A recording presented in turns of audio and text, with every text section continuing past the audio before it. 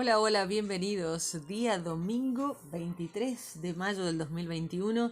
Nuestro programa es el número 143. Estamos transitando estos días feriados aquí por Argentina y por supuesto junto a la palabra de Dios. Sin muchos más rodeos, vamos a arrancar con nuestro devocional del día de hoy que tiene un título muy especial.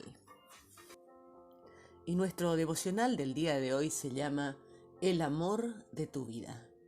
El obispo Festo Kinvengere formó parte de un grupo de líderes de iglesias que encontró y entregó una carta de protesta al dictador Idi Amin en febrero de 1977. En la carta se manifestaban contra de los atropellos, las palizas, asesinatos arbitrarios y desapariciones no explicadas que tuvieron lugar en Uganda. Al día siguiente, el amigo y líder de Festo Kivengere, el obispo Janini Lugum, fue asesinado por Idi Amin y el obispo Festo fue conducido a la clandestinidad y luego al exilio. Poco después, Festo Kivengere publicó un libro titulado Yo amo a Idi Amin. En el libro explicó el porqué de tan extraordinario título. Él decía: el Espíritu Santo me mostró que mi espíritu se estaba endureciendo, así que tuve que pedir perdón al Señor y pedirle tener la gracia de amar más al presidente Amin. Aquello fue aire fresco para mí, cansada alma. Sabía que había visto al Señor y que había sido liberado. El amor llenó mi corazón. El amor es más que un sentimiento o una emoción. Es una decisión acerca de cómo nos tratamos los unos a los otros. Jesús fue el ejemplo supremo de amor en la historia del mundo. Él nos dice que amemos a Dios y que amemos a nuestros semejantes, que amemos al prójimo y que nos amemos unos a otros, como a nosotros mismos, e incluso que amemos a nuestros enemigos. Él demuestra todo esto en su propia vida al amar a todos. Eso incluye a Judas Iscariote, quien lo traicionó, como veremos en los pasajes que vamos a leer en el día de hoy, y dar su vida por todos nosotros por amor. El Salmo 66 nos habla justamente de esto: ama a Dios. Cuando tienes problemas, ¿has prometido alguna vez que si Dios responde tus oraciones harás algo o no harás algo nunca más? El salmista hizo tal promesa. Cuando su oración fue contestada, cumplió esa promesa. Él escribió: cumpliré los votos que te hice, los votos de mis labios y mi boca que pronuncié en medio de mi angustia. Dios te ama y no se guardará su amor por ti. El salmista alaba a Dios. No rechazó mi oración ni me negó su amor. Tu amor por Dios y por los demás es una respuesta de su amor por ti. Nosotros amamos a Dios porque Él nos amó primero, dice Primera de Juan 4:19. Dios en su amor por ti escucha, contesta tus oraciones.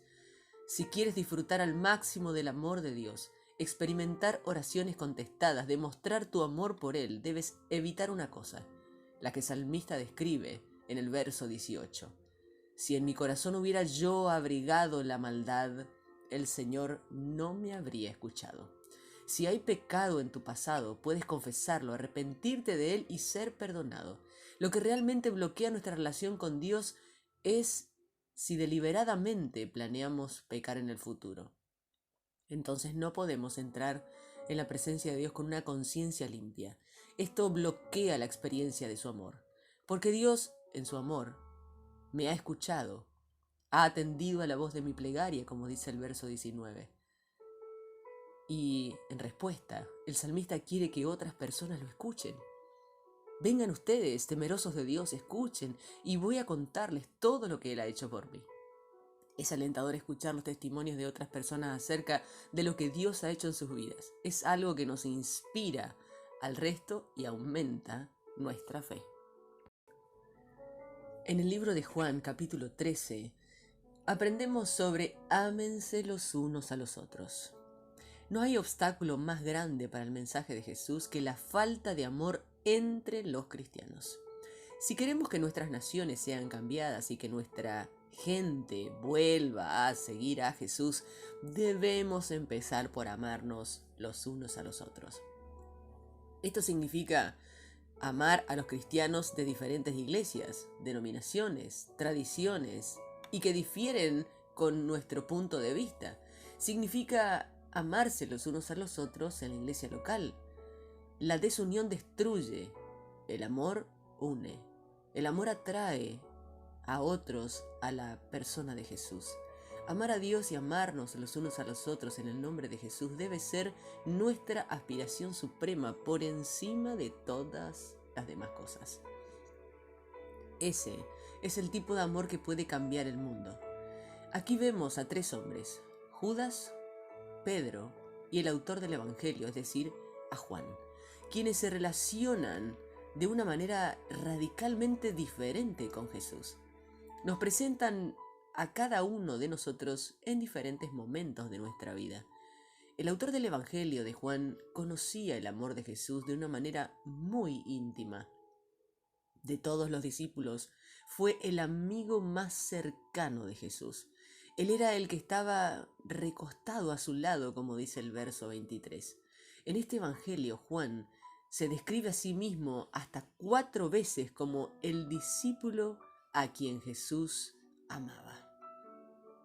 Aquí en la cruz, en la tumba vacía y con Jesús resucitado, Él nos revela que estamos llamados a estar en una estrecha comunión con Jesús.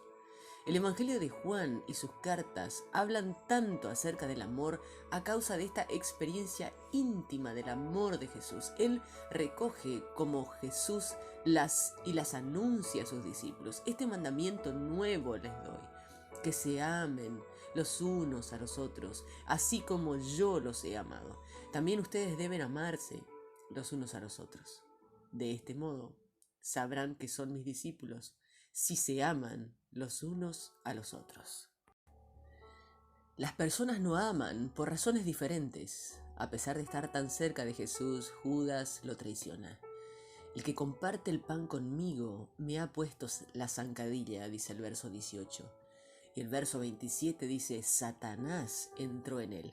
Aquí vemos lo contrario al amor.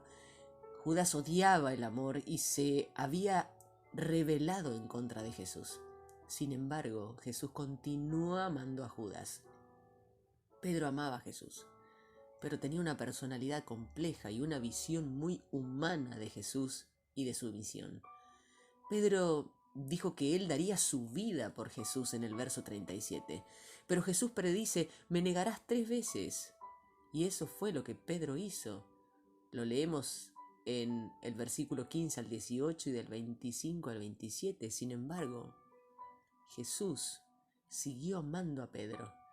Jesús nos presenta este asombroso desafío.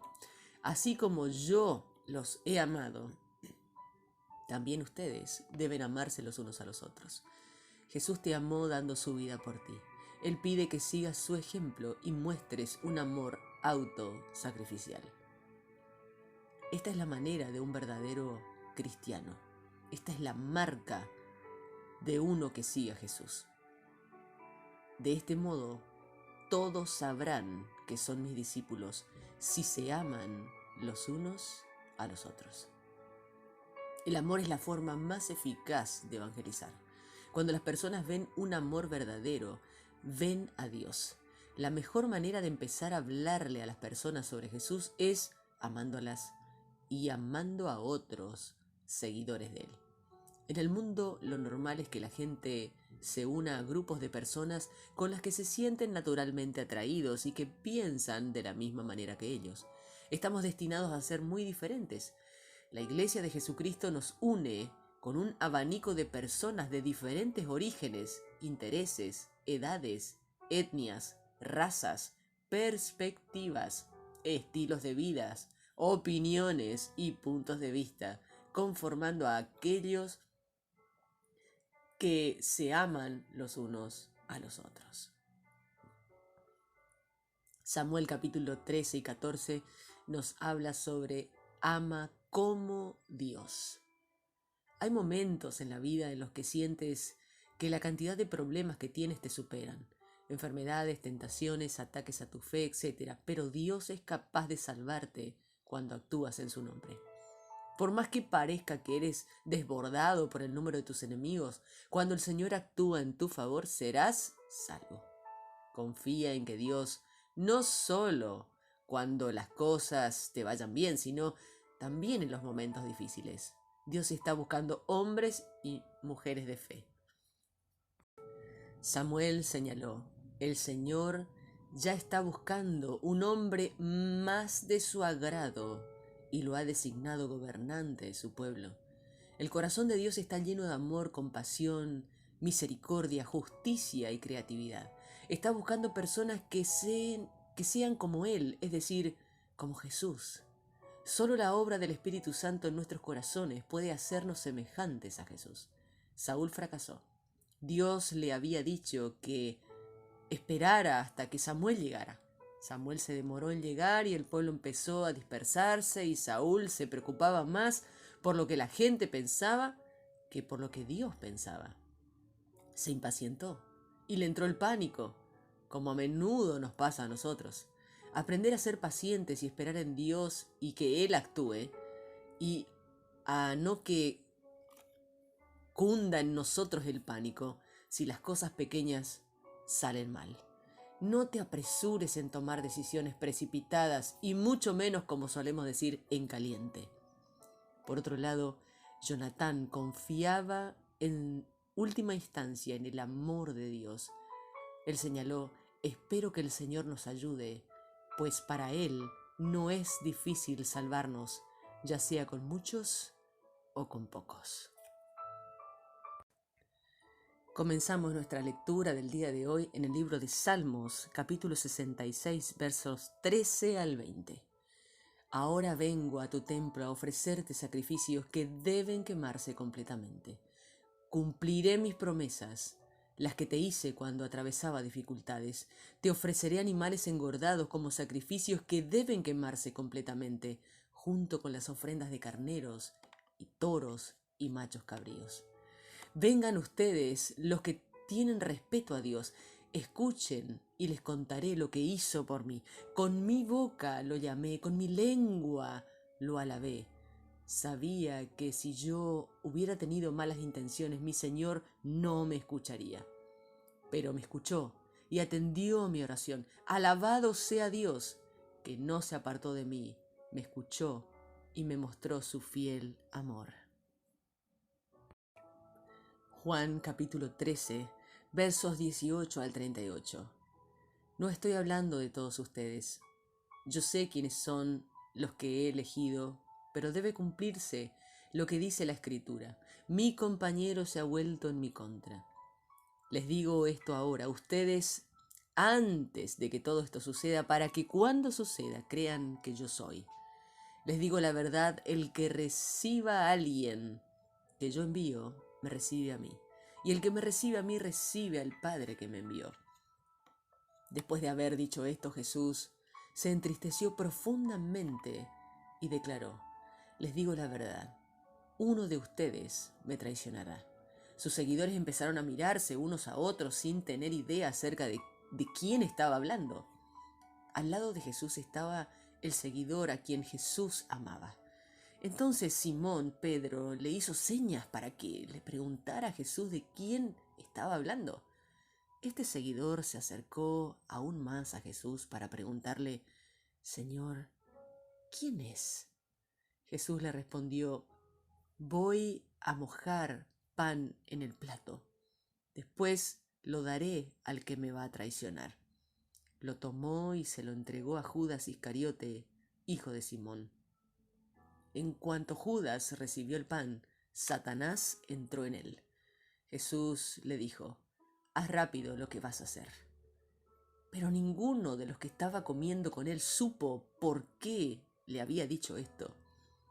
Como Judas era encargado del dinero, algunos pensaron que Jesús quería que comprara algo para las fiestas. Otros pensaron que quería que diera algo a los pobres. Al recibir el pan, Judas se fue inmediatamente. Ya era de noche. Después de que Judas se fue, Jesús dijo: ahora el Hijo del Hombre recibe honra. Dios también recibe honra a través del Hijo del Hombre.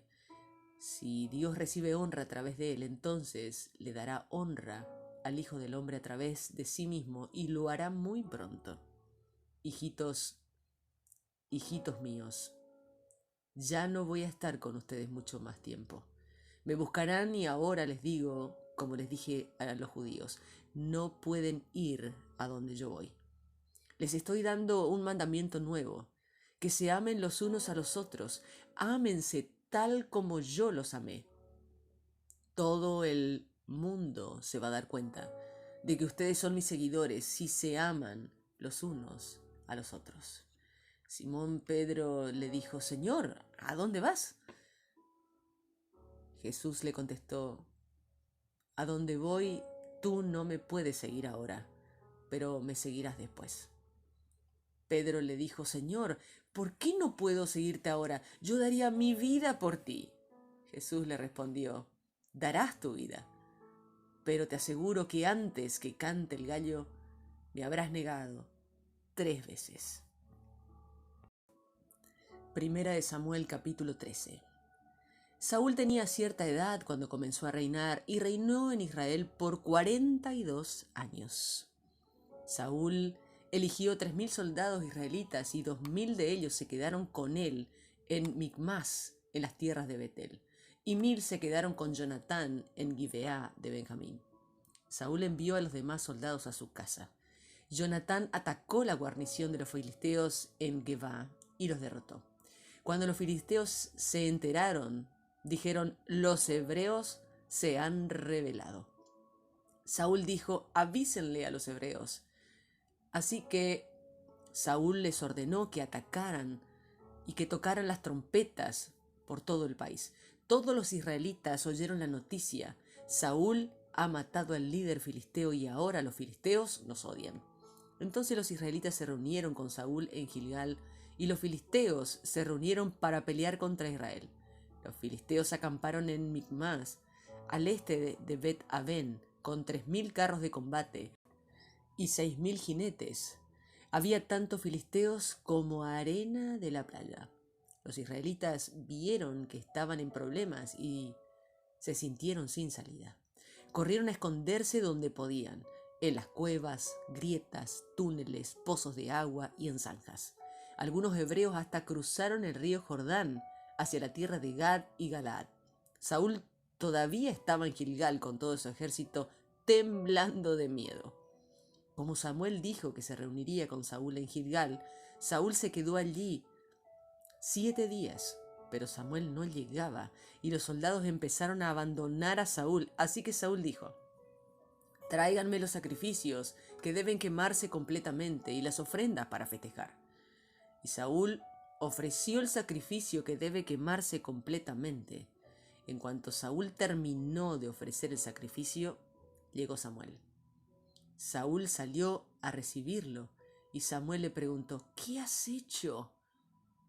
Saúl respondió: vi que los soldados me abandonaban y tú no llegabas y los filisteos estaban reuniéndose en Micmas, así que pensé: vendrán los filisteos y me atacarán en Gilgal y ni siquiera le he pedido ayuda al Señor. Por eso me atreví a ofrecer el sacrificio que debe quemarse completamente. Samuel respondió: eres un tonto.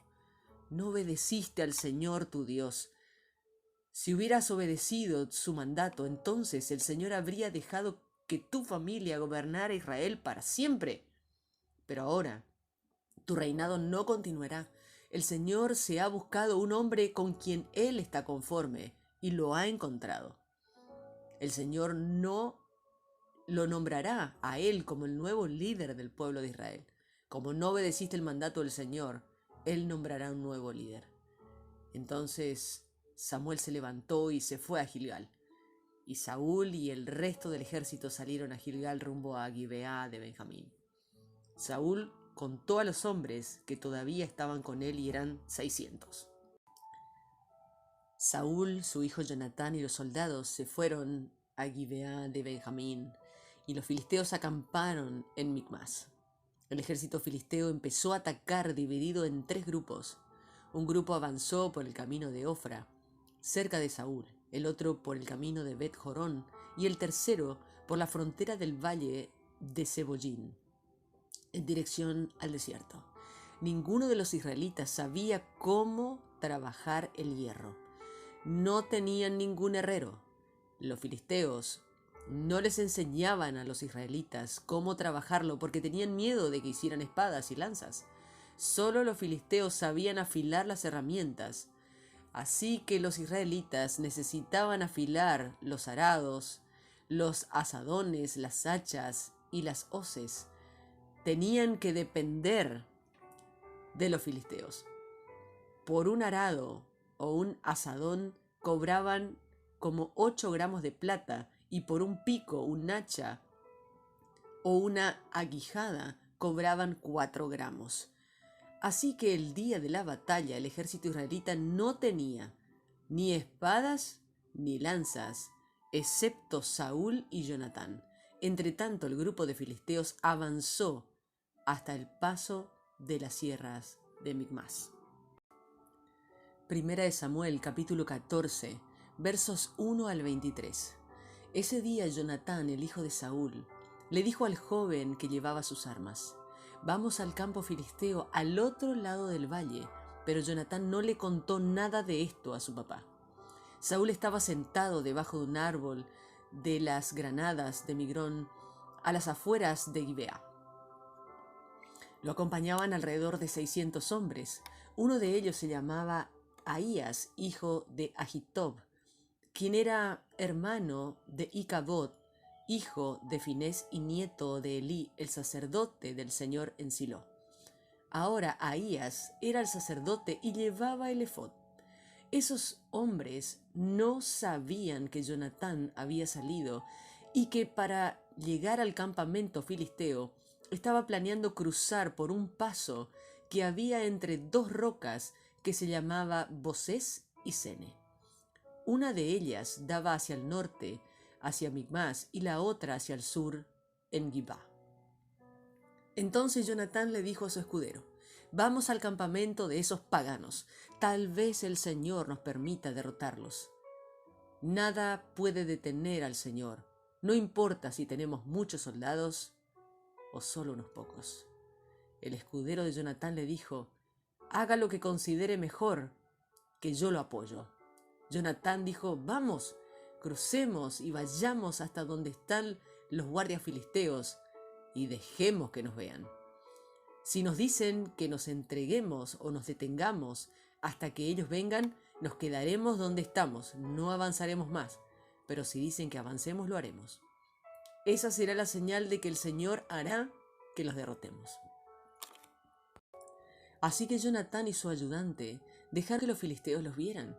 Los guardias le dijeron: «Miren, los hebreos están saliendo de su escondite», y les gritaban: «Acérquense para darles una buena lección». Jonatán le dijo a su ayudante: «Sígueme, que el Señor nos dejará derrotarlos». Así que Jonatán subió para combatir. A los filisteos que caían, el ayudante de Jonatán los remataba. El espacio en que combatían era pequeño, pero en este primer ataque mataron a 20 soldados enemigos. Todos los soldados filisteos se atemorizaron, los que estaban en el campo, en el campamento y en el fortín. Hasta los más valientes estaban asustados. La tierra empezó a temblar y se llenaron aún más de pavor.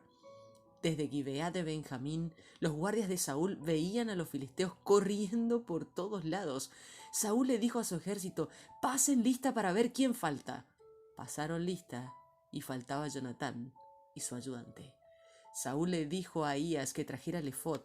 En ese tiempo Ahías llevaba puesto el efod, pero mientras Saúl le hablaba esperando una respuesta del Señor, aumentaron el ruido y la confusión en el campamento.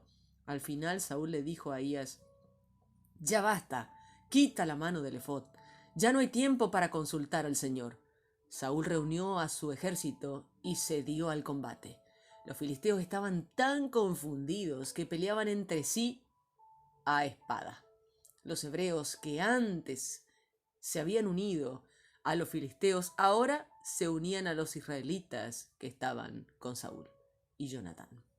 Los israelitas que se escondían en las sierras de Efraín oyeron que los filisteos estaban huyendo, así que ellos también se unieron a la batalla y empezaron a perseguir a los filisteos. Así salvó el Señor a los israelitas aquel día.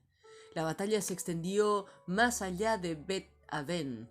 Todo el ejército estaba con Saúl, quien ahora tenía alrededor de 10.000 soldados. La batalla se extendió hasta cada ciudad de la sierra de Efraín. Y así hemos finalizado nuestra lectura apasionante en el día de hoy domingo y queremos compartir estas palabras de oración. Señor, gracias por tu perdón, misericordia y amor. Gracias por las veces que has escuchado y atendido a la voz de mi plegaria. Bendito sea Dios, que no rechazó mi plegaria ni me negó su amor. Señor, ayúdanos a amarnos los unos a los otros como nos has amado. Oro para que podamos ver un nuevo amor entre los cristianos de todas las iglesias, denominaciones, tradiciones, en la iglesia local, nacional y mundial. Que el mundo sea cambiado por tu amor. Señor, por favor, dame un corazón como el tuyo, un corazón de amor. Ayúdame a confiar en que tu amor es infalible. Gracias porque tu amor es derramado en mi corazón por el Espíritu Santo que me ha sido dado, como dice Romanos capítulo 5, verso 5. Señor, por favor, derrama hoy tu amor en mi corazón. Amén.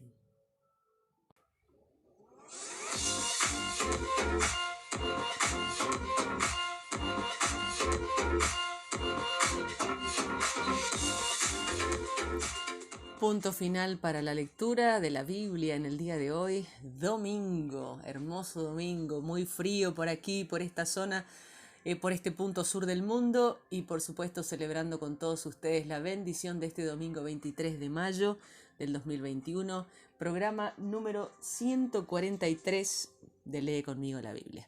Gracias, es la única cosa que puedo decir desde aquí. Para todos ustedes que día a día nos acompañan, que día a día comparten con nosotros este apasionante desafío que es leer y aprender acerca de la palabra de Dios. Muchas bendiciones para todos, excelente fin de semana y nos volveremos a encontrar, si Dios quiere, mañana en otra edición de Lee conmigo la Biblia.